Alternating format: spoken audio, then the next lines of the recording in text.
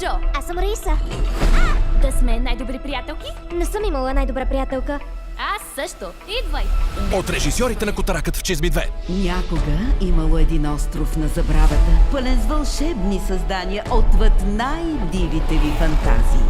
Твоята Лола е страхотна. Ей, Фатима! Не разваляй децата! Гледай си работата! Ай, сус! Заедно ние ще намерим островът на забравата. Не вие намирате островът на забравата. Приятелки за винаги! Той намира вас.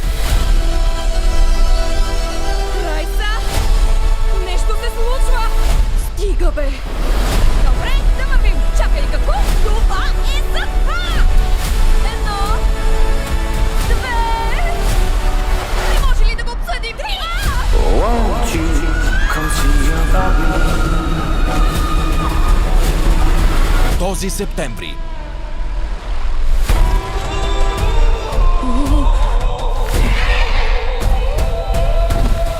Къде се намираме? Истина е! Добре дошли на островът на забравата! Да не си вълко кучулак? На пълнолуние ли се преобразяваш или по желание? Въпросът е личен, съжалявам, не го контролирам. Това място може да прилича на рая. Колко мега яко! Но за смъртните е опасно. Не трябваше да идвате в моя свят.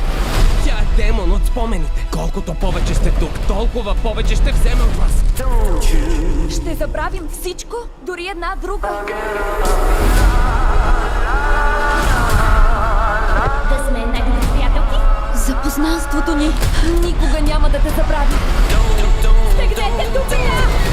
Отиваме си у дома. Островът на забравата. О, не! Когато се приближа към пръчки, ставам тотално куче. Тотално куче. О, не. Ро, вътре ли си, приятел? 25 септември само в кината.